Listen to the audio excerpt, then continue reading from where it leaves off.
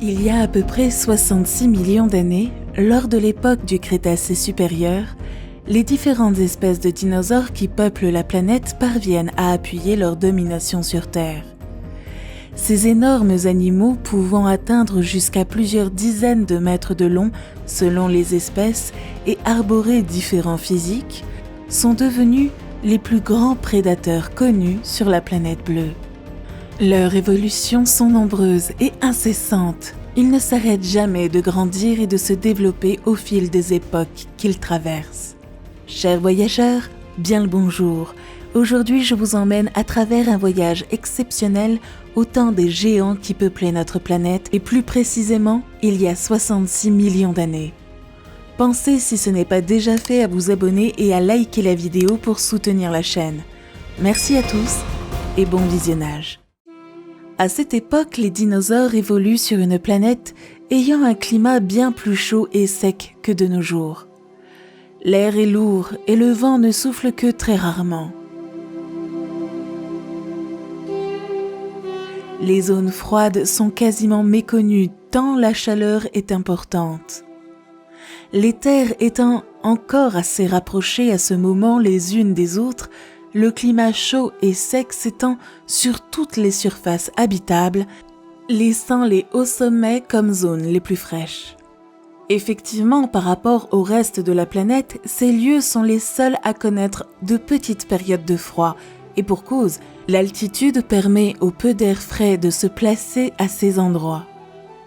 Malgré ces températures élevées comparées à nos jours, la flore s'adapte à ce climat, continuant d'évoluer et de se développer depuis maintenant plusieurs millions d'années.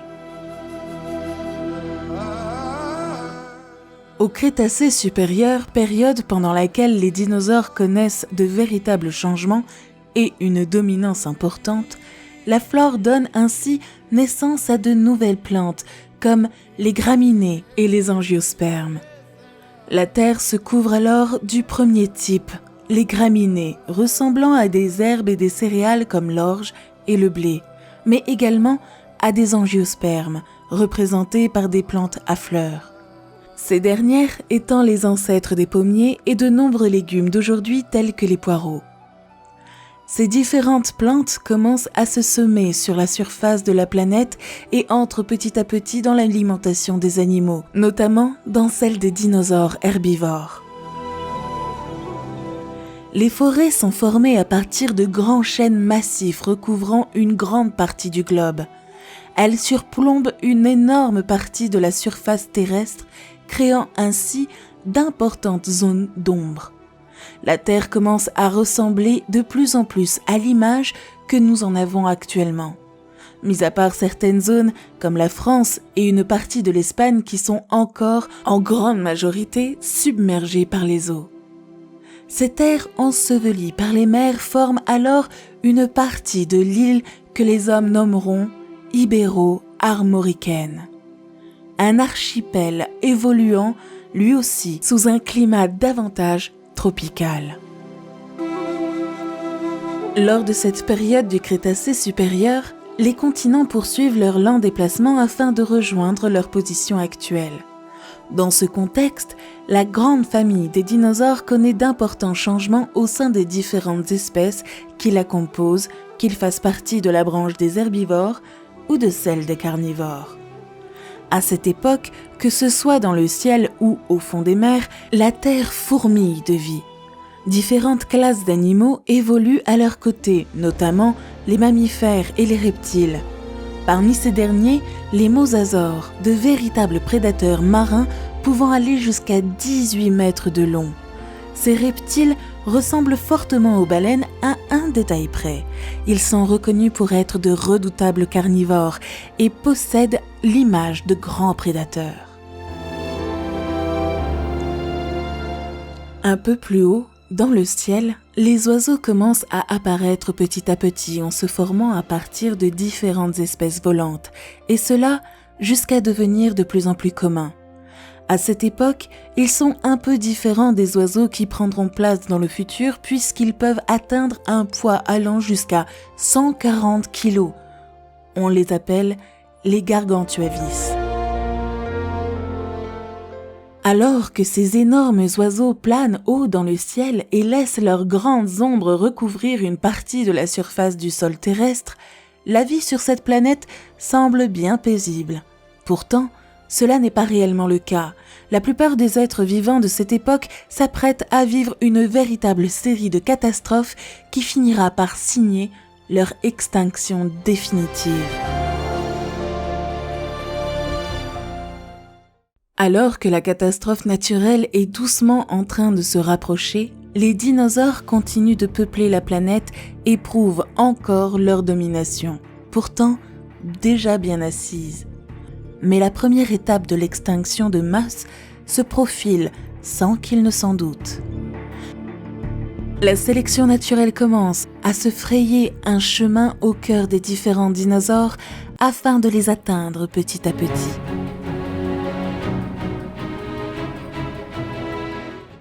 Pendant la période du Crétacé supérieur, la plupart des dinosaures connaissent de grandes évolutions, parfois dans leur physique, mais également dans leur manière de vivre, notamment en ce qui concerne leur chaîne alimentaire.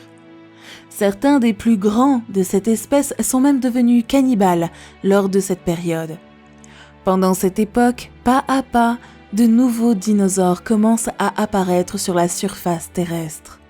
Cela est, par exemple, le cas du Protocératops, un dinosaure vivant le plus souvent sur le sol de la Mongolie et se nourrissant uniquement de végétaux.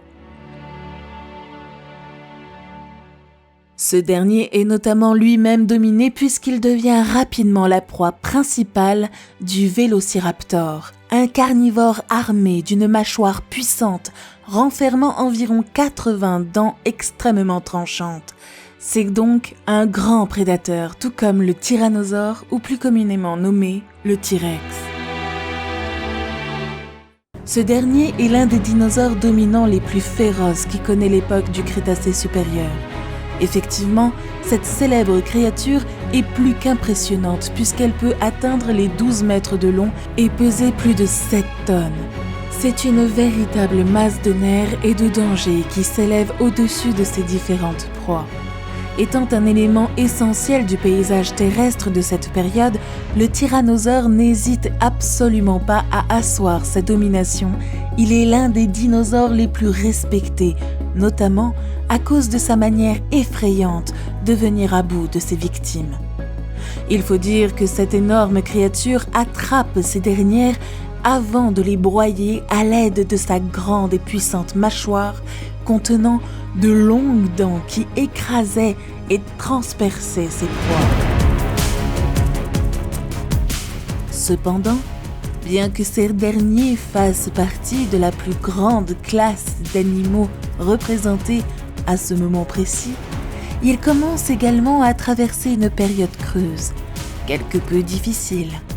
Effectivement, la période du Crétacé supérieur n'est pas des plus calmes puisqu'elle leur réserve de nombreuses surprises. Tapis dans l'ombre, la sélection naturelle se prépare à s'emparer d'un grand nombre de dinosaures. En anéantissant les plus faibles, de grands changements interviennent dans leur milieu naturel. C'est un processus normal et entièrement naturel qui est en train de se mettre en place. En effet, cela fonctionne ainsi depuis de nombreuses années afin de permettre à la Terre de se modifier et de se renouveler. Lorsqu'une espèce reste présente sur le sol terrestre pendant de nombreuses années, alors elle finit logiquement par traverser plusieurs stades d'évolution, développant ainsi de nouveaux animaux plus forts et mieux préparés que l'ancienne génération. C'est également ce qu'il se passe auprès des dinosaures lors de l'époque du Crétacé supérieur. Effectivement, à cette période, ces derniers commencent à rencontrer une grande diversification, bien plus grande que ce que nous pourrions imaginer. En quelques années seulement, les dinosaures se transforment et se modifient, et cela chaque jour un peu plus, donnant naissance à de nouvelles évolutions, et même à de nouvelles espèces. La grande famille des dinosaures est maintenant peuplée de types plus dominants et plus débrouillards ayant évolué au fil des années. mais aussi de dinosaures vivant ici depuis des siècles et qui ne possèdent pas forcément les mêmes caractéristiques que les nouveaux venus. C'est à ce moment précis que la sélection naturelle décide de rentrer en jeu. Cette sélection naturelle se renforce et devient plus prononcée pendant la période du Crétacé. Le but de cela est de choisir des espèces ayant la capacité de faire face aux différents changements rencontrés par la planète, afin que ce soient les dinosaures les plus adaptés qui peuplent le sol terrestre et se renouvellent. Étant donné que les dinosaures comptent de nombreuses espèces et que ces dernières continuent de se diversifier de plus en plus, il est nécessaire qu'un choix soit opéré. En effet, afin que certains puissent continuer de grandir, il n'est pas possible qu'ils continuent à se partager la surface de la Terre avec d'autres espèces. C'est donc à la sélection naturelle de réaliser ce choix. Si cette période fait face à de nombreuses évolutions et apparitions au sein des dinosaures, comme avec le thyréophore et le marginocéphale, ces espèces observent des changements de prédation et d'environnement importants. Par exemple, le thyréophore est un dinosaure à 4 pattes possédant des pics sur son dos. Ces derniers servant à former une carapace pouvant résister à de nombreux chocs, le protégeant ainsi de certains ennemis. Il est également détenteur d'une forme sphérique ressemblant fortement à un boulet tout à la fin de sa queue, lui permettant ainsi d'attaquer et de se défendre avec davantage de facilité avec à chaque instant une arme à disposition. Les marginocéphales ne sont quant à eux pas en reste non plus. Ils sont ceux qui se rapprochent physiquement le plus des rhinocéros des temps modernes. À l'exception près de 2 cornes supplémentaires extrêmement grandes et aiguisées qui se tiennent au-dessus de leurs petits regards noirs, ces dernières, tout comme le thyréocéphore, peuvent également faire office d'armes dans le but d'assurer leur défense. Ces changements prouvant la force et l'adaptabilité des dinosaures ne sont pas anodins, car si certains d'entre eux évoluent et se transforment, d'autres disparaissent totalement de la surface de la planète. Ainsi, ne développant aucune nouvelle défense, ils ne sont plus réellement capables d'assurer leur survie et leur protection. Si la diversification est grande dans le sens des apparitions, elle l'est tout autant en ce qui concerne les nombreuses disparitions connues dans les rangs des dinosaures à cette période. En effet, si un pourcentage important de ces derniers vont disparaître lors des futures catastrophes naturelles qui sont en train de se préparer, certains rendront l'âme bien avant ces dernières et ne réapparaîtront jamais. Alors que tout semble se passer pour le mieux en ce qui concerne nombre de dinosaures, les espèces faisant partie des herbivores s'apprêtent à connaître un grand déclin d'origine totalement naturelle. En effet, il y a quelque temps, de nouvelles plantes sont apparues à la surface du globe, notamment les plantes à fleurs contenant de nombreuses graines leur permettant ainsi de se répandre rapidement sur la planète. Ces dernières ont facilement trouvé leur place dans cet écosystème et ont alors commencé à se propager à travers le monde. Si elles apportent une jolie touche esthétique sur cette surface terrestre en égayant le paysage, elles n'en demeurent pas moins dangereuses en ce qui concerne l'évolution des dinosaures. En effet, bien que cela puisse paraître inconcevable au premier abord, leur apparition est bien l'une des causes du déclin brutal de nombreuses espèces, notamment pour une branche précise de la chaîne alimentaire. Les dinosaures herbivores ont parfois ingéré certaines de ces plantes, d'abord consciemment en tentant d'en faire de la nourriture comestible pour eux, puis accidentellement, notamment en les ramassant avec d'autres plantes. Cependant, ils ne parviennent pas totalement à les ingérer à leur habitude alimentaire, et cela leur cause quelques désagréments. Malheureusement pour eux, ces plantes se reproduisent de plus en plus facilement et rapidement, couvrant ainsi le sol terrestre et devenant vite un élément central de l'écosystème du Crétacé supérieur. Elles pullulent un peu partout à la surface de la planète et finissent par engendrer l'effondrement d'une grande partie des dinosaures herbivores qui ne parviennent plus à se nourrir correctement.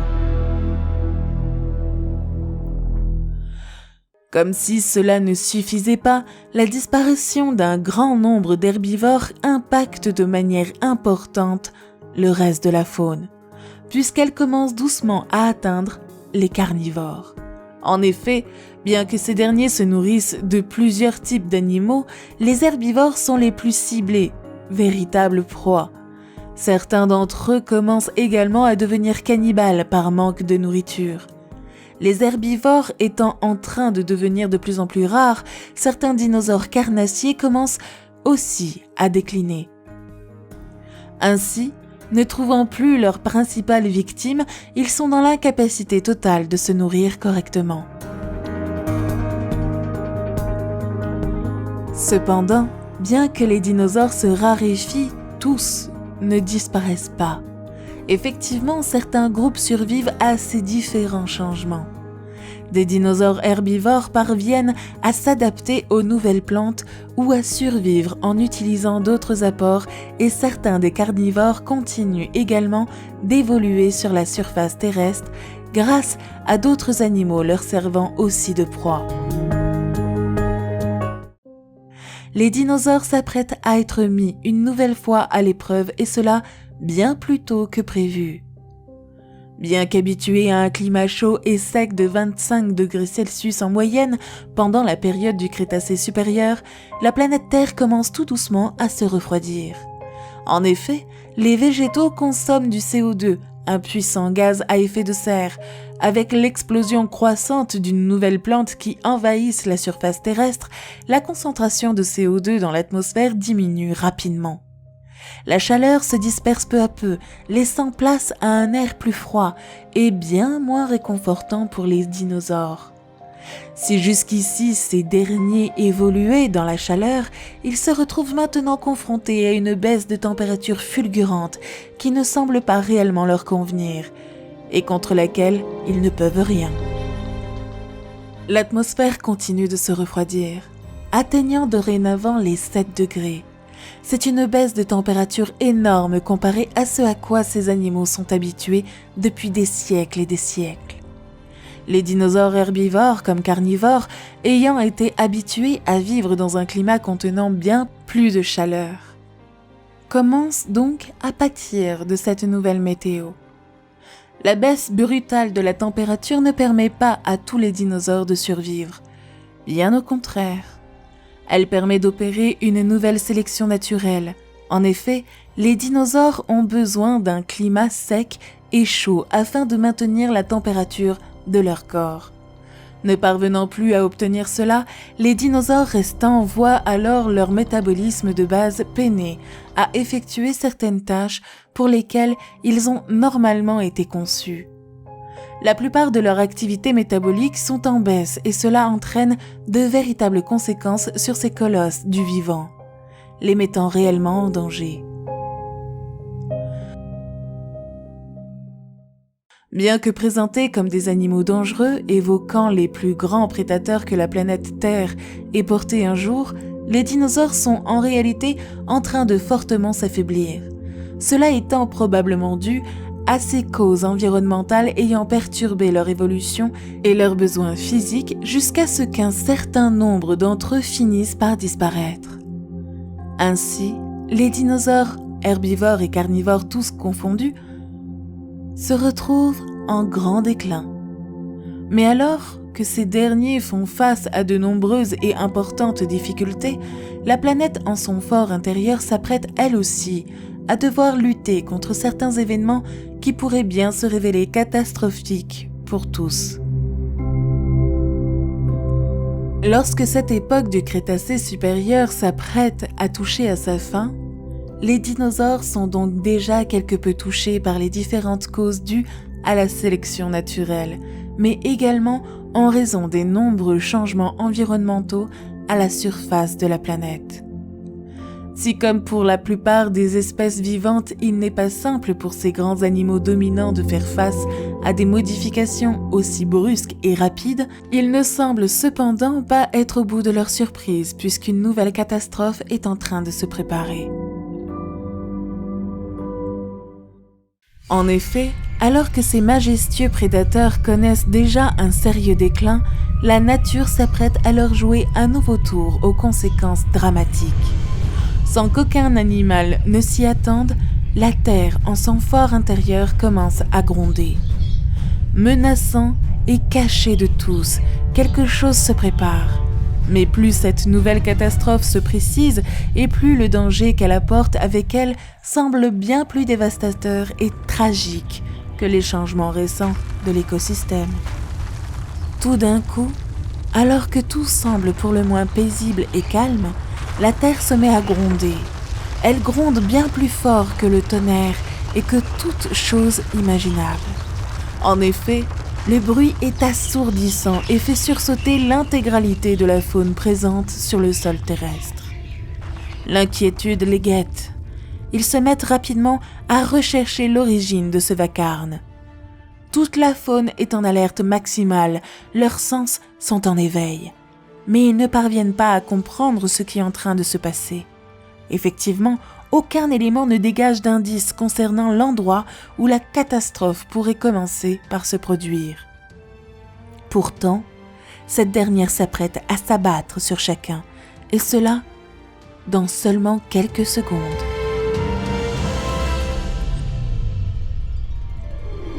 Alors que les mammifères prennent peur au grondement incessant de la terre, courant se cacher au fin fond de leur terrier, les dinosaures, eux, n'ont aucune échappatoire.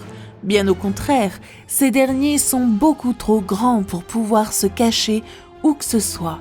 Ils sont donc dans une impuissance totale face à laquelle ils ne peuvent rien faire. Ils n'ont plus d'autre choix que de faire face à ce qui va se produire dans quelques petites secondes. Soudain, alors que la terre gronde de plus belle dans un vacarme insupportable et assourdissant, c'est le déluge. Alors que la planète ne cesse de gronder, les volcans se mettent eux aussi à trembler, faisant davantage vibrer la surface de la terre. Le sol se retrouve alors secoué par de violentes vibrations, ne lui laissant plus aucune stabilité. C'est alors, à ce moment précis, que les éruptions décident de se déclencher, s'enchaînant les unes après les autres dans un vacarme indescriptible et une violence plus qu'alarmante. La nature se déchaîne et aucune espèce animale n'est en mesure de la ralentir ou de la stopper. Bien au contraire, la faune, tout comme la flore, ne peut que subir les dégâts. Les dinosaures peuvent bien tenter de se fondre un peu dans la végétation afin d'essayer de se protéger, mais même cette dernière est incapable de faire face à ce qui s'abat maintenant sur eux tous. Elle est donc dans l'incapacité totale d'offrir une barrière de protection pour quelconque animal. Si les premiers changements de l'écosystème avaient déjà été compliqués durant la période précédente, ce n'était rien comparé à ce qu'ils se retrouvent à affronter dorénavant. Impossible pour eux de fuir et de se retrancher dans un endroit sécurisé ou de trouver une quelconque façon de se protéger de l'avalanche qui se déchaîne sur eux.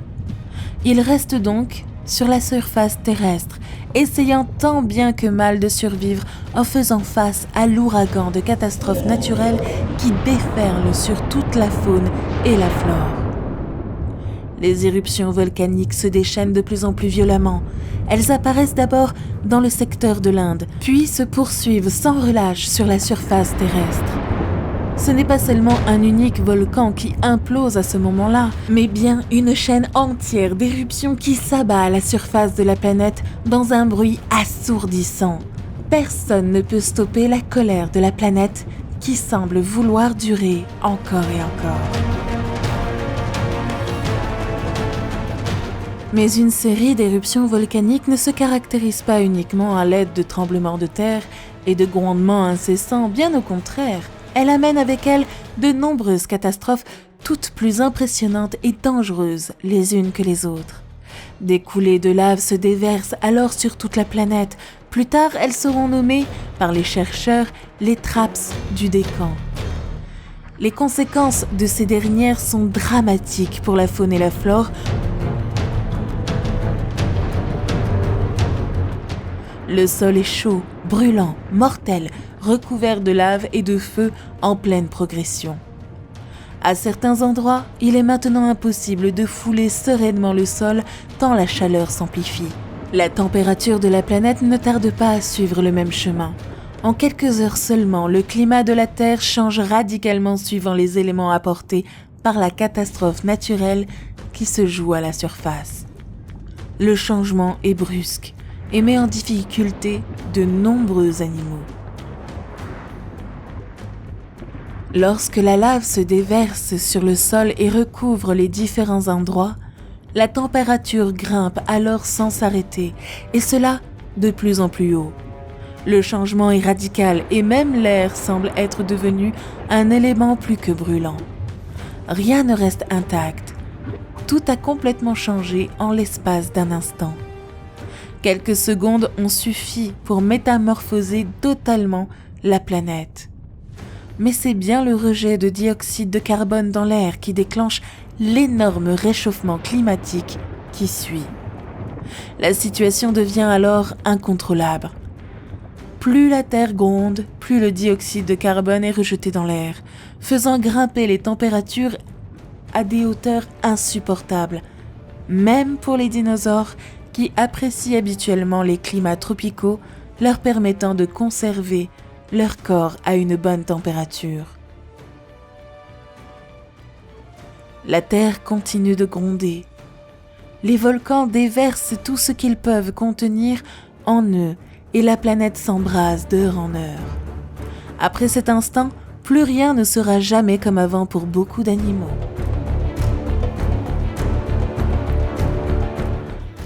Alors que les dinosaures avaient déjà perdu certains de leurs collègues à cause des changements de la biodiversité, cette nouvelle catastrophe naturelle en emporte d'autres, réduisant à nouveau les différentes espèces existantes. Les dinosaures connaissent alors un désastreux et rapide déclin. Soudain, en un instant, le calme semble revenir sur la surface terrestre. La planète ne dégage plus aucun bruit. Les grondements se sont interrompus. Le silence règne en maître sur la Terre. Bien que ces volcans mettront encore des centaines de milliers d'années avant de se rendormir, le plus gros est passé. Le sol est encore brûlant et dangereux, mais c'est le calme plat. La série d'éruptions volcaniques violentes est bel et bien terminée.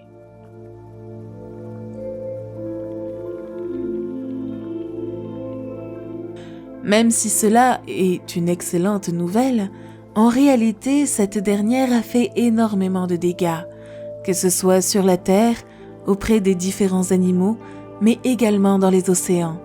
Le bilan est donc catastrophique.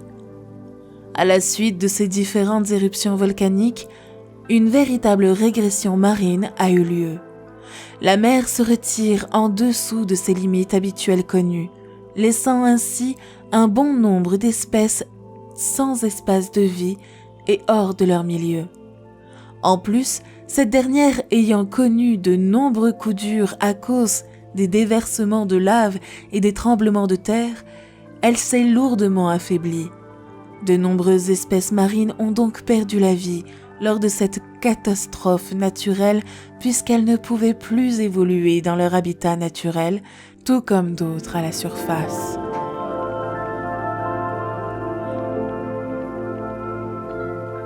La surface de la planète est méconnaissable. Une partie est brûlée et totalement noircie. Même pour ceux qui parviennent à s'adapter au changement, les énormes modifications sont très compliquées à encaisser. D'ailleurs, certains dinosaures ne survivent pas à cela. Les nombreuses espèces continuent ainsi de s'éteindre petit à petit. Ces animaux sont fortement impactés par ce qu'il vient de se passer, mais comme si cela ne suffisait pas, la Terre s'apprête à connaître de nouveaux changements drastiques. Après une telle catastrophe, il est impossible pour le climat de redevenir le même en un rien de temps. il lui faut beaucoup de repos et de reconstruction afin de retrouver une bonne santé. Par conséquent, les différentes réparations prendront des millénaires. Pire encore, certaines modifications qui s'apprêtent à prendre place vont affaiblir davantage les espèces encore présentes à la surface de la planète.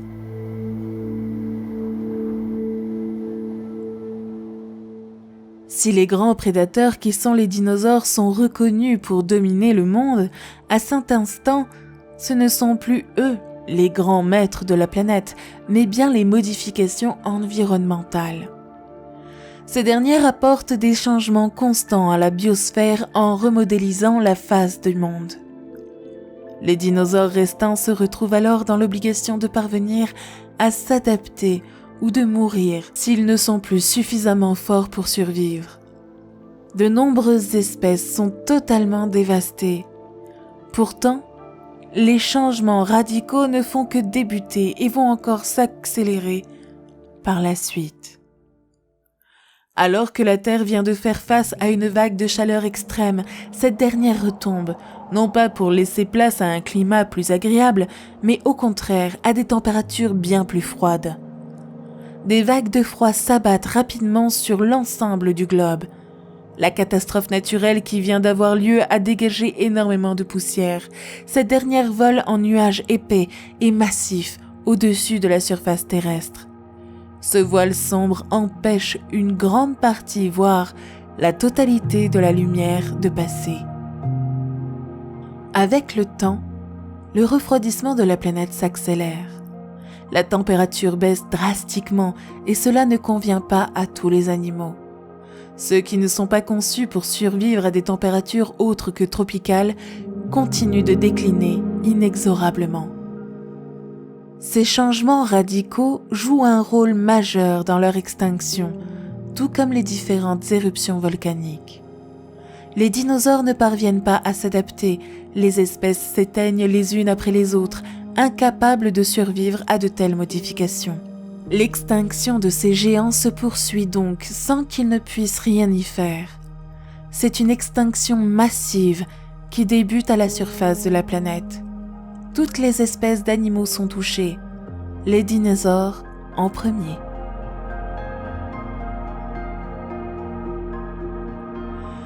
Si ces différents changements environnementaux et cette catastrophe naturelle ont eu un impact très important en ce qui concerne le déclin de nombreux animaux, dont les dinosaures, cela ne s'arrête pas là. En effet, une centaine de milliers d'années s'écoulent jusqu'à nous mener à une nouvelle catastrophe, laquelle se prépare doucement et silencieusement. Cette dernière ne vient pas du fort intérieur de la planète cette fois-ci, mais des cieux et de l'espace. Elle se dirige inexorablement vers la Terre et s'apprête à l'atteindre très rapidement. Alors qu'une partie des dinosaures a survécu à la sélection naturelle et à la série d'éruptions volcaniques, ils sont en réalité plus en danger que jamais. Sans le savoir, les dinosaures s'apprêtent à connaître un événement bouleversant qui mettra fin à leur existence à tous.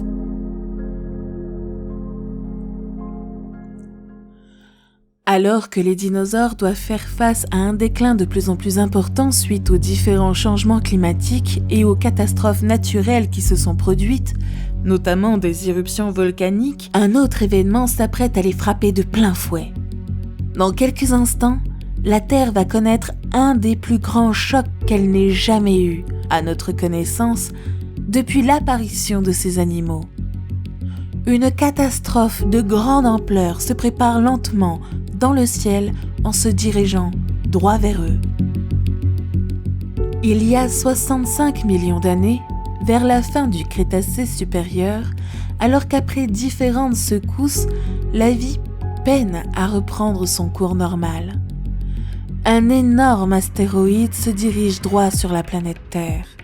Ce dernier est, en effet, colossal puisqu'il mesure près de 10 km de diamètre et pèse plus d'1 milliard de tonnes. C'est une véritable bombe qui se dirige vers la planète Terre, avec un potentiel d'énergie de plusieurs milliards de fois la bombe atomique larguée à Hiroshima.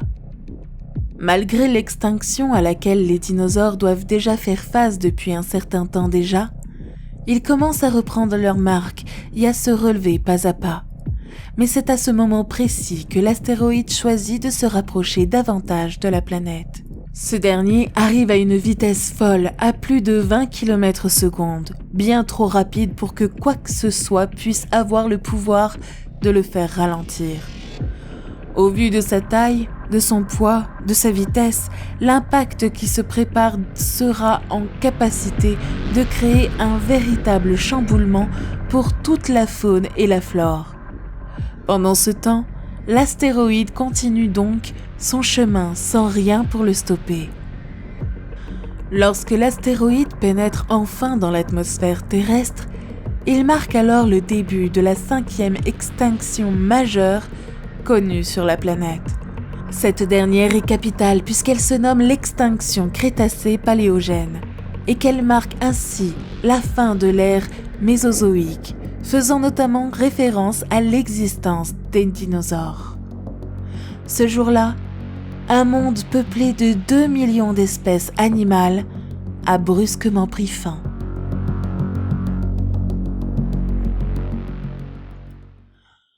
En quelques secondes, les milliards de tonnes de l'astéroïde se sont littéralement pulvérisées. En s'écrasant sur Terre, l'astéroïde devient météorite et forme un cratère de 50 km de profondeur. L'énergie libérée est si phénoménale que la roche de la croûte terrestre se comporte comme un élément liquide. L'impact se voit même de la Lune. En une fraction de seconde, toute l'eau dans un rayon de 60 km se transforme en vapeur, tuant instantanément des millions d'animaux. Les animaux qui se trouvaient à une dizaine de kilomètres du point d'impact n'ont même pas eu le temps de sentir quoi que ce soit. L'astéroïde s'écrase vers l'actuel Mexique, au large de la péninsule du Yucatan, créant à cet endroit un cratère de plus de 200 km de diamètre. Le trou laissé sur Terre à ce moment précis est énorme, mais en plus de ça, l'astéroïde a atterri au pire endroit possible sur la planète.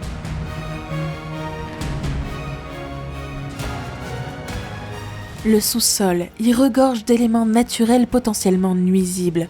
En effet, en percutant la planète bleue, cette météorite géante a plongé sur une région peuplée de roches sédimentaires, c'est-à-dire riche en pétrole, mais pas que.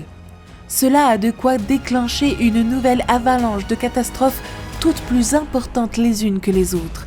Les conséquences de cet impact ne tarderont pas à suivre et seront désastreuses pour chacun des êtres vivants peuplant la planète. 3 secondes après l'impact, un nuage bouillant de roches vaporisées avance sur l'océan à une vitesse supersonique. C'est l'onde de choc. Elle dégage une chaleur phénoménale en traversant l'océan. Tout ce qui se trouvait sur son passage s'est évaporé, non pas broyé ni fondu, mais changé en gaz. Une partie de la Terre elle-même a été réduite à l'état de vapeur. À une vitesse supersonique, l'onde de choc prend la direction du nord-ouest. En raison de l'angle d'impact, elle fonce droit sur les côtes américaines. 3 minutes après l'impact, les animaux des côtes américaines ne remarquent aucune manifestation anormale. Les hadrosaures qui mangent paisiblement n'auront probablement qu'un bref instant pour s'inquiéter du ciel rougeoyant et du grondement lointain avant d'être réduits en cendres. Plus loin, dans les terres, les Quetzalcoatlus règnent sur les cieux depuis des millénaires. Ces oiseaux extraordinaires qui possédaient une envergure de 14 mètres. Mais il n'y aura pas de chasse aujourd'hui. Un énorme bruit assourdissant fait taire tout ce qui vit. C'est un vacarme insoutenable capable de rendre n'importe qui sourd en un claquement de doigts. Alors que l'astéroïde vient s'écraser sur le fond océanique, l'onde de choc ravage tout sur son passage. Le boucan se répercute et atteint une hauteur assourdissante. Sur des centaines de kilomètres à la ronde, la totalité de la terre et de la végétation est immédiatement brûlée. Que ce soit pour la faune ou la flore, c'est le début d'une véritable extinction de masse. Personne ne peut lutter contre cet impact et les espèces les plus exposées s'éteignent instantanément, sans pouvoir se défendre. Le choc est brutal, tout comme l'extinction de certains. Même le tout-puissant tyrannosaure, incapable de s'abriter, n'y résistera pas. Seuls ont survécu les animaux qui étaient cachés dans des grottes ou à flanc de collines. Réfugiés en lieu sûr, ils regardent s'effondrer leur univers. L'onde de choc arrase toute l'Amérique du Nord continentale qui se transforme en un brasier géant. Pourtant, un curieux mammifère pointe la tête hors de son terrier pour faire un état des lieux. Il s'agit de notre ancêtre, le Purgatorius. L'avenir de l'humanité est encore possible grâce à ce petit animal resté en vie, à l'abri dans son terrier. 10 minutes après l'impact, l'onde de choc se dissipe. Elle a libéré toute son énergie avant d'atteindre le Canada. Certains animaux ignorent encore ce qui vient de se passer. Soudain, un grondement lointain se fait entendre. La terre tremble. C'est probablement le plus grand séisme que le monde ait connu depuis sa naissance. L'impact de la météorite a provoqué un séisme de magnitude 13, des centaines de fois plus violent que tous ceux enregistrés. La secousse traverse la planète provoquant de gigantesques glissements de terrain jusqu'en Antarctique. Pour les animaux, le tremblement de terre est le premier indice que la fin du monde est venue. 30 minutes après l'impact, la planète est encore agitée par les secousses du tremblement de terre et les répliques dureront plusieurs jours. Certains animaux s'accrochent à la vie, mais la catastrophe prend une toute nouvelle dimension. Un tsunami géant est en route. Un gigantesque mur d'eau de la taille d'une chaîne de montagnes s'avance inexorablement vers les côtes. Les pires 24 heures de l'histoire du monde ne sont pas encore terminées. Après avoir percuté la Terre 150 fois plus vite qu'un avion de chasse, l'astéroïde continue de déclencher des cataclysmes en chaîne. L'onde de choc de roches vaporisée a brûlé toute la région continentale des États-Unis. Et les répliques d'un séisme de magnitude 13 secouent encore la croûte terrestre. 45 minutes après l'impact. Pour les animaux éloignés de la zone de collision en Afrique, en Asie, en Europe ou en Antarctique, la vie poursuit son cours. Mais ceux qui vivent non loin des côtes verront bientôt la mort approcher. L'océan s'est soulevé sous la violence du choc et le gigantesque tsunami se rapproche. Sur les côtes d'Afrique de l'Ouest, les dinosaures se remettent à peine du tremblement de terre quand soudain la mer se retire. Le tsunami géant traverse l'Atlantique à 1000 km/h. Avec une hauteur de plus d'1 millier de mètres de haut, il atteint les côtes et les terres, recouvrant tout sur son passage. Même les créatures aquatiques, telles que le gigantesque mosasaure, sont happées par le courant avant d'être rejetées sur le rivage. Elles se débattent quelques instants, mais leur mort est inévitable. 5 heures après l'impact, la colère de l'océan s'apaise. Aux 4 coins du globe, de petits groupes de rescapés se fraient un chemin parmi les décombres. Mais un nouveau cataclysme les menace. Le ciel leur tombe sur la tête. La Terre vient de subir un séisme et un tsunami géant. Mais l'effet le plus destructeur de l'impact, ce sont les millions de tonnes de rochers propulsés dans l'espace par l'énorme explosion. Toute la roche du cratère de 200 km de diamètre a été projetée dans l'atmosphère, des blocs parfois plus grands que la taille d'une maison. Les plus petits ont été envoyés en orbite avant de redescendre droit sur la planète sous forme de météorites. Des morceaux entiers de la croûte terrestre ont retraversé l'atmosphère. C'est la plus grande pluie de météorites de tous les temps. Ce phénomène dure plusieurs heures. Le ciel se transforme en brasier. Dès que ces derniers retombent sur le sol, ils enflamment alors des centaines et des centaines de kilomètres, ravageant ainsi les forêts et les continents. Le feu continue ainsi de se propager à la surface du globe en passant d'arbre en arbre, de terre en terre et sans jamais s'arrêter. Les incendies sont violents et brûlent tout ce qu'ils rencontrent. Les feux sont d'autant plus impressionnants et dangereux que l'astéroïde a amené avec lui différents métaux comme le radium, le quartz et également certaines autres roches. Ces derniers sont tous fondus à la suite de hautes températures. Ils sont donc un indicateur important de la chaleur se répandant sur la planète 6 heures après l'impact. Il règne un calme étonnant dans les plaines arides de Mongolie. La pluie de feu n'a pas encore frappé. Mais maintenant, l'heure est au changement. La vie des animaux est rapidement interrompue par le déluge de météorites qui consument tout sur son passage. À cette distance du point d'impact, les météorites sont plus petites. Aussi incroyable que cela puisse paraître, elles ne sont pas plus grosses qu'un grain de sable. À l'autre bout du monde, tapi dans les profondeurs de l'océan Atlantique, le sol est tapissé de perles de verre. Effectivement, en traversant l'atmosphère, la roche fondue s'est transformée en verre.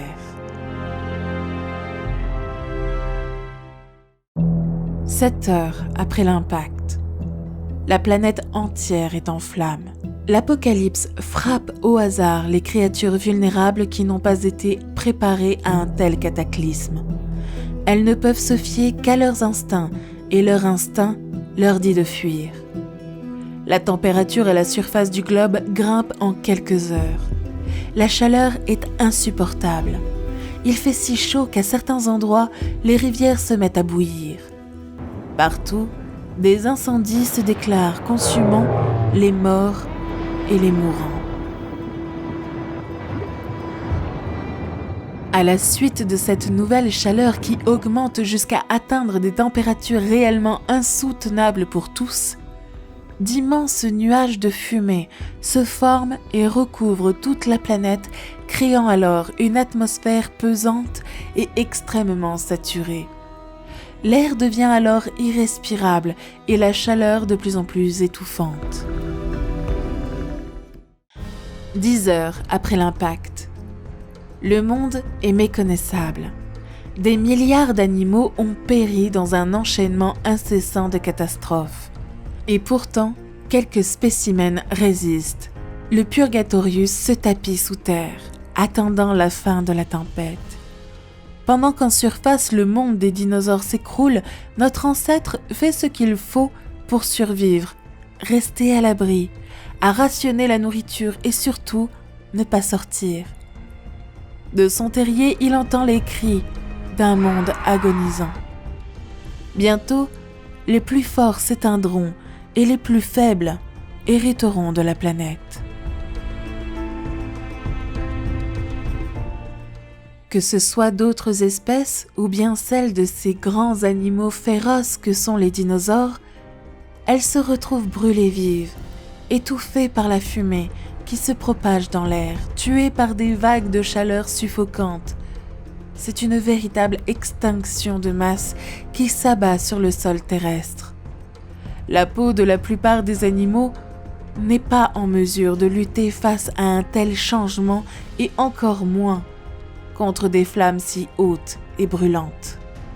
Les dinosaures se retrouvent maintenant sur une terre brûlante et sèche, sans végétation, sans nourriture et sans possibilité de se rafraîchir.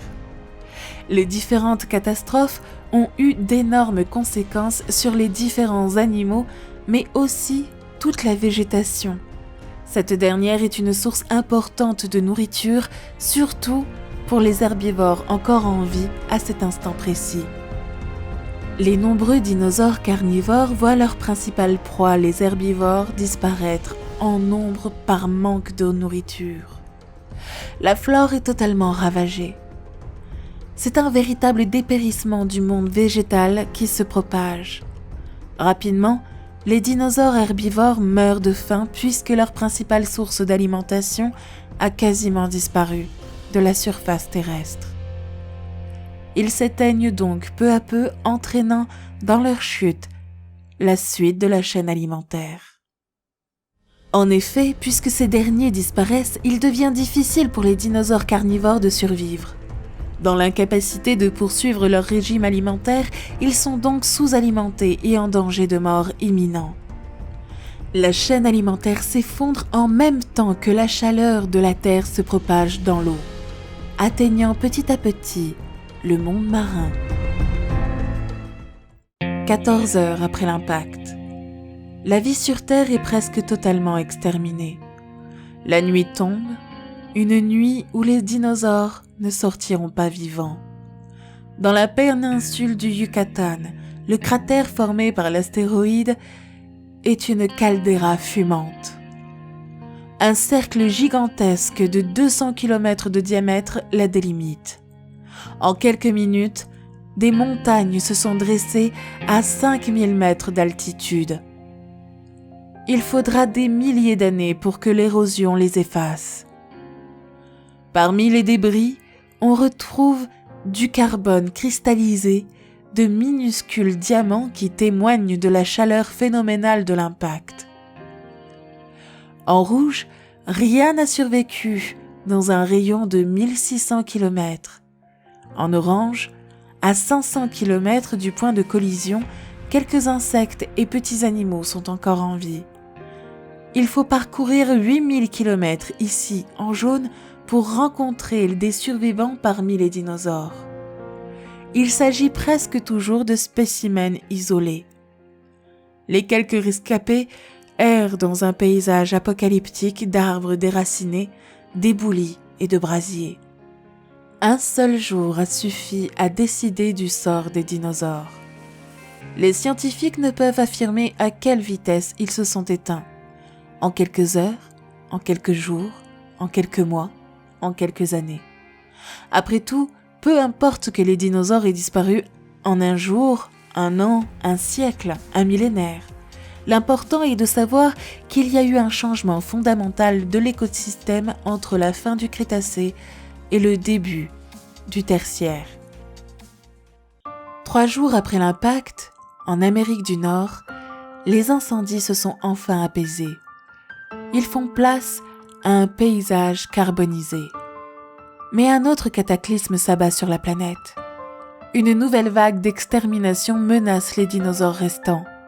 Le climat est dangereusement modifié par la fumée, la suie, les cendres et l'accumulation de substances toxiques. Parmi elles, du soufre produit par la vaporisation de la roche pendant l'impact. En s'écrasant dans l'actuelle péninsule du Yucatan, la météorite a atterri sur un lit de gypse, un minéral riche en sulfate. Des millions de tonnes de cet élément caustique ont été libérées dans l'atmosphère en l'espace de quelques heures. Le soufre entre en contact avec l'eau dans l'atmosphère et après une succession de réactions chimiques, il se transforme en acide sulfurique. Le ciel est maintenant empoisonné. L'eau porteuse de vie n'apporte aujourd'hui que la souffrance et la mort. Suffisamment corrosive pour dissoudre la roche, cette pluie mortelle brûle la peau et les chairs. Sans refuge possible, les grands dinosaures souffrent un véritable martyre. Tout autour du globe, de redoutables phénomènes climatiques exterminent la population animale. Dans l'actuelle Amérique du Nord, d'importantes pluies acides sculptent les nouveaux paysages. Avant l'extinction, il y avait une magnifique plaine côtière à la végétation luxuriante. Après l'extinction, ces forêts ont disparu noyées par des inondations gigantesques. Mais tandis que les dinosaures sont exterminés les uns après les autres, les mammifères autrefois vulnérables font preuve d'extraordinaires ressources.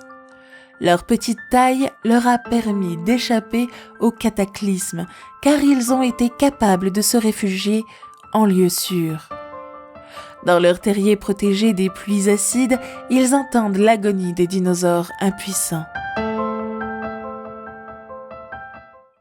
4 jours après l'impact, les averses corrosives ont commencé à empoisonner le dernier bastion des géants, l'océan. Avant la chute de l'astéroïde, c'était un univers grouillant de vie qui abritait une grande variété d'animaux aquatiques. Les pluies acides anéantissent leur royaume. Conjuguées aux cendres, elles se déposent sur la surface de l'eau en la chargeant d'un dépôt toxique.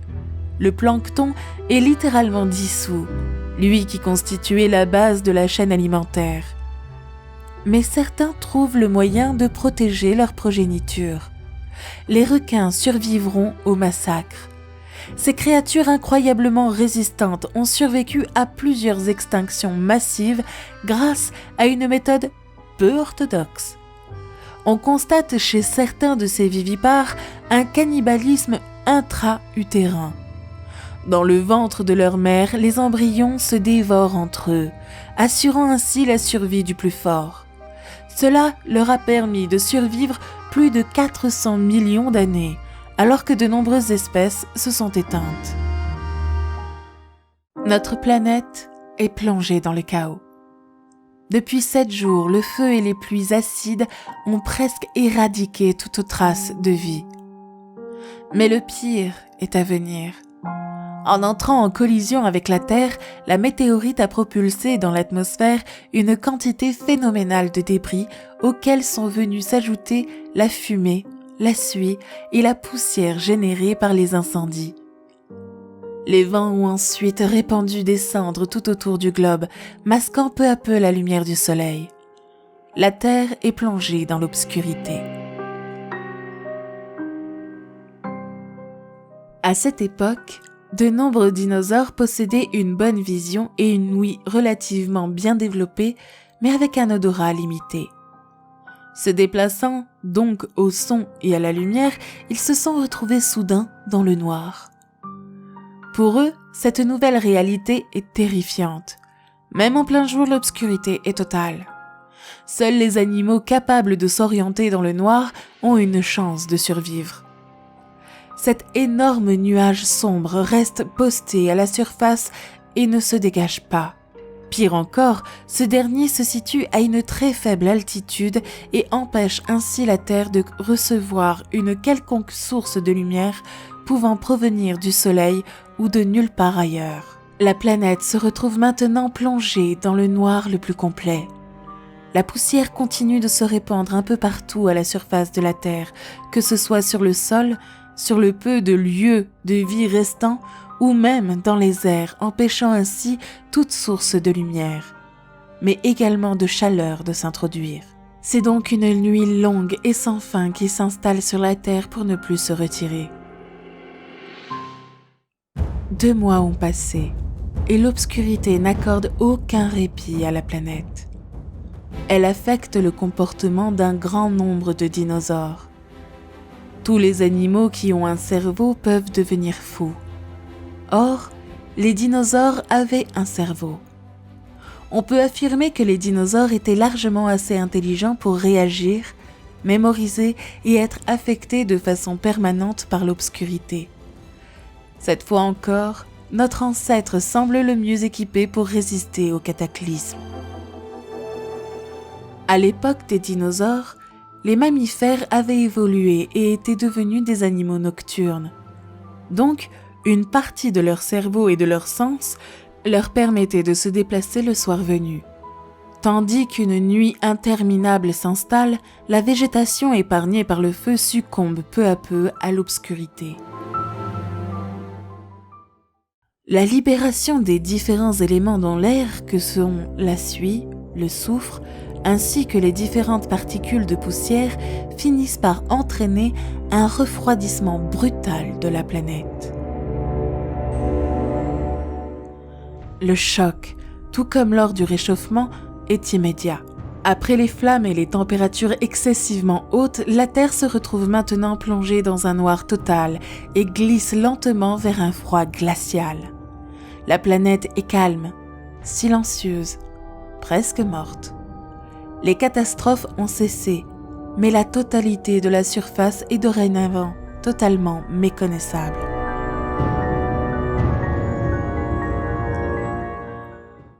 Quatre mois après l'impact, le Soleil commence enfin à darder ses rayons. Il dévoile un effroyable spectacle. Des paysages chaotiques, déformés et désolés. Alors que le monde est au plus mal, un nouveau cataclysme se prépare. Une vague de froid s'apprête à frapper. La vie sur Terre ne tient déjà plus qu'à un fil. Va-t-elle supporter cette nouvelle épreuve ? Les survivants aux abois sont confrontés à un nouveau tourment, le froid.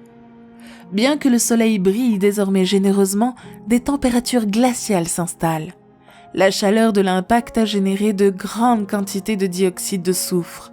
Ce gaz invisible laisse passer la lumière et absorbe la chaleur, produisant un effet de serre inversé.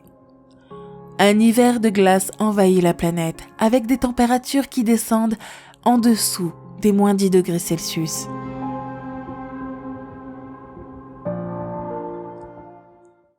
Six mois après l'impact, cette terre jadis chaude et luxuriante a tourné le dos à la vie. Toutes les règles ont changé, que ce soit les systèmes biologiques mais aussi géologiques. La fréquence des précipitations, les températures, tout a été chamboulé. De jour comme de nuit, les dinosaures n'ont aucune issue.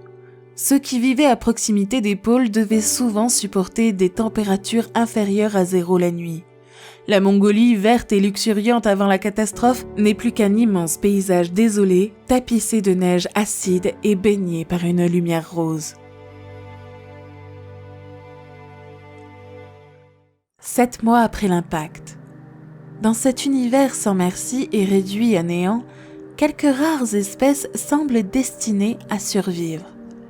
Parmi elles, notre lointain ancêtre, le Purgatorius.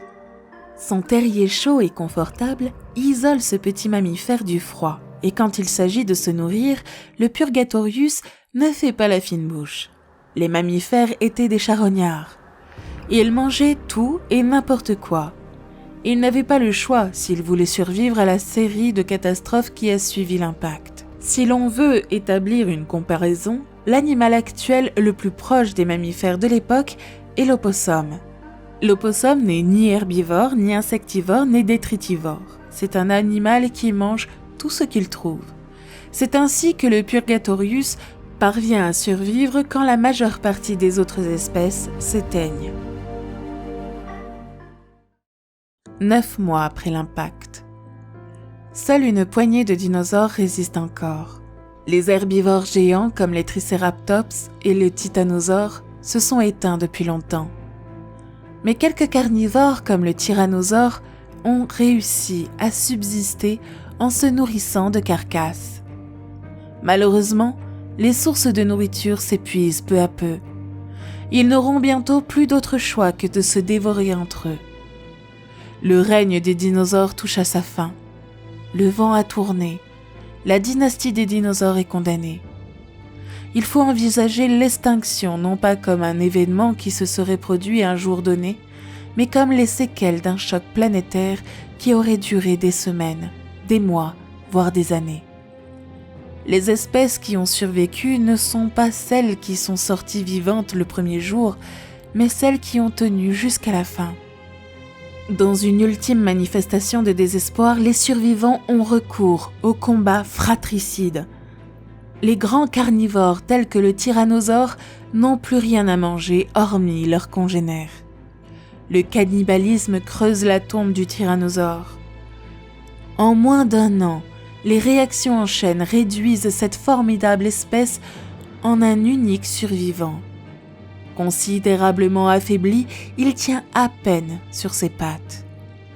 Dans ce monde où règne la loi du plus fort, le tyrannosaure est en train de perdre la bataille. L'un des plus grands prédateurs de tous les temps est décimé par la famine.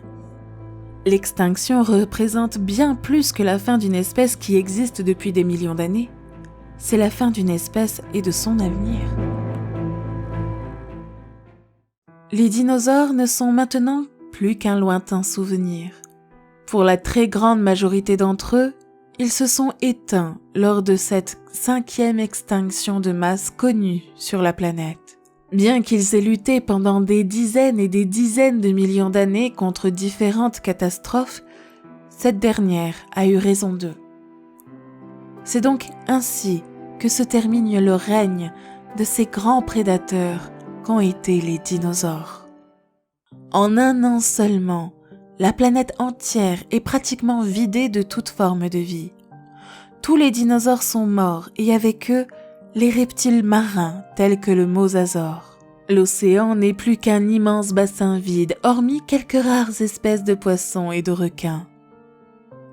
Les ptérosaures, ces reptiles volants, ont eux aussi disparu. Tous les animaux plus gros qu'un raton laveur ou qu'un chien sont morts. Plus ils étaient petits, plus ils avaient de chance. Mais même parmi les petits, c'était une loterie. Un mammifère sur 11 a survécu. Presque 70% des espèces disparaissent de la surface de la Terre. La Terre n'est plus qu'un vaste désert, ne ressemblant en rien à ce que nous connaissons aujourd'hui. Beaucoup de formes de vie ont disparu. Elles se sont éteintes à la suite des grandes catastrophes connues après l'arrivée de l'astéroïde. L'impact causé par ce dernier laisse la totalité de la surface de la Terre complètement ravagée. En un clin d'œil, la faune et la flore ont disparu, laissant un monde terne et vide à la place de la planète vivante et abondante qui se trouvait là des millénaires plus tôt. Dorénavant, c'est un silence plat qui règne. Il n'y a plus aucun bruit, aucun geste. Tout semble arrêté, mis en pause. Que ce soit les différents changements environnementaux, les éruptions volcaniques en Inde, ou encore l'impact causé par l'arrivée de l'astéroïde dans la péninsule du Yucatan, chaque catastrophe a apporté son lot de morts avec elle. La plupart des animaux ne sont plus. La flore est totalement déconstruite. Le monde est à l'abandon et il lui faudra des centaines d'années avant de pouvoir se reconstruire correctement. L'hiver nucléaire durera une dizaine d'années et fut suivi par un effet de serre qui dura 10 000 ans. Les océans, eux, mirent entre 200 000 et 500 000 ans pour s'en remettre. Bien qu'il semble que la vague de chaleur suivie par le refroidissement et l'obscurité ait emmené avec eux la majorité des êtres vivants, cela n'est pas réellement le cas. En effet, une certaine branche des dinosaures a survécu. Les oiseaux résisteront à la catastrophe. Tapis dans l'ombre, certains d'entre eux survivent tant bien que mal. D'autres ont réussi à échapper à ce triste destin en usant de stratégies et de ressources, notamment les mammifères. Rusés, petits et pleins d'avantages, certains d'entre eux sont parvenus à survivre aux différentes catastrophes. Alors que la Terre devient calme et que les catastrophes semblent avoir totalement cessé, les plus petits mammifères commencent alors à sortir de leur cachette. Ils reprennent leur vie. Chacun d'entre eux possède une caractéristique très importante, le poids. En effet, ce sont tous des mammifères ne pesant pas plus qu'un unique kilo. Aucun mammifère plus gros ne semble avoir survécu. Ce sont les plus petits qui peuplent dorénavant l'environnement. Cela est dû à des raisons bien précises. Le premier élément ayant joué en leur faveur se trouve être leur faible besoin en matière de nourriture.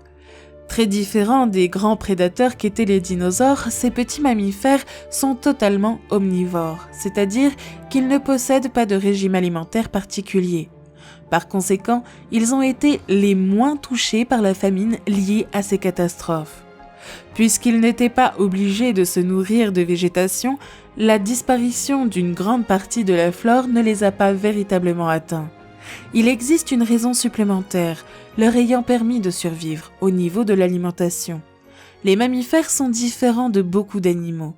Ils n'ont pas le même besoin de nourriture. En effet, ils sont capables de survivre en ingurgitant beaucoup moins d'apports que la majorité des autres êtres vivants. Le manque de nourriture lié aux différentes catastrophes les a sûrement affectés, mais bien moins que pour la majorité des autres animaux.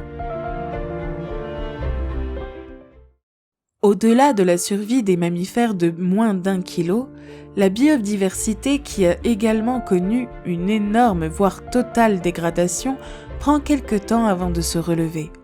Cette dernière commence petit à petit à reprendre des forces et l'écosystème se remet en marche. Les différentes catastrophes ont été tellement violentes, soudaines et rapprochées qu'il est impossible pour l'écosystème de se reconstruire en quelques jours. La Terre peut donc espérer une nouvelle vie. Un siècle après l'impact de la météorite, le cratère géant est désormais enfoui sous les eaux, mais l'océan reste un univers sans vie. Le plancton, comme la plupart des poissons et des grands reptiles marins, ont disparu. Ce monde d'une richesse fabuleuse est devenu un désert biologique. Heureusement, les animaux terrestres ont plus de ressources. Sans prédateurs pour les décimer, les quelques survivants se multiplient rapidement. Les tortues, comme les crocodiles, se sont enfouies en profondeur dans la boue, dès la première étincelle de l'astéroïde. Mais les animaux à sang chaud s'en sont moins bien sortis. Si on part du principe que les dinosaures étaient des animaux à sang chaud, ils avaient besoin de manger beaucoup et tout le temps. Ils ne pouvaient donc pas hiberner correctement. Pour notre lointain ancêtre, le Purgatorius, un nouveau jour se lève. Ce charognard nocturne peut désormais s'aventurer sans crainte en plein jour. Lui qui servait jadis de proie aux dinosaures peut prendre sa revanche. Les plus faibles ont hérité de la planète. C'est la preuve de l'importance des événements aléatoires dans l'histoire de l'univers. Certaines choses sont écrites et ne peuvent être évitées ni modifiées. D'autres frappent au hasard et sans prévenir. Les technologies modernes ne pourraient que peu de choses contre la collision d'une telle météorite. Un monde vieux de 165 millions d'années a déjà été balayé. Nul ne peut prétendre que l'humanité ne connaîtra pas un jour le même sort que les dinosaures. 100 000 ans plus tard, l'écosystème et la biodiversité ont tous les deux évolué à une vitesse rapide malgré ce que les différentes catastrophes naturelles laissaient présager. Comme lors de l'époque précédant l'extinction des dinosaures, les plus gros mammifères atteignent maintenant un poids d'environ 8 kilos. Ils ont à nouveau évolué et repeuplent doucement la planète. La vie se reforme, peu à peu, laissant la 5e extinction de masse comme un lointain souvenir d'une autre époque. La flore reprend elle aussi lentement ses droits sur le sol terrestre et se reforme peu à peu. Puisqu'elle commence à se reformer, cela signifie que les conditions de vie s'améliorent et laissent l'opportunité aux différents êtres vivants. Les forêts recommencent alors à recouvrir la surface de la Terre, cette fois-ci à l'aide de palmiers. Elles reprennent la place importante qu'elles avaient lors du Crétacé supérieur et resteront par ailleurs toujours un élément central à la surface du globe. La planète se reconstruit peu à peu et la vie commence à reprendre son cours normal. La biodiversité ayant redémarré et l'écosystème se reconstruisant petit à petit, la Terre se prépare doucement à amorcer le début d'une nouvelle ère. Cependant, malgré sa reconstruction et son nouvel environnement, aucun dinosaure ne réapparaît. C'est ainsi, à cause d'un enchaînement mêlant les changements au sein de l'écosystème et les catastrophes naturelles, que le règne des dinosaures se termine. L'achèvement de leur domination se fait en même temps que la fin de la période du Crétacé supérieur. Après avoir peuplé la planète Terre pendant des millions d'années, après avoir fait partie des plus grands et féroces prédateurs, après avoir terrorisé des centaines d'autres espèces animales grâce à leur impressionnante domination, ces énormes animaux n'ont pas réussi à résister à cette énième extinction de masse. Ils s'éteignent et disparaissent alors pour toujours, en même temps que la période ayant marqué leur règne. En effet, cette 5e extinction de masse ne marque pas uniquement la fin des dinosaures, mais également la fin de l'ère mésozoïque, il y a 66 millions d'années.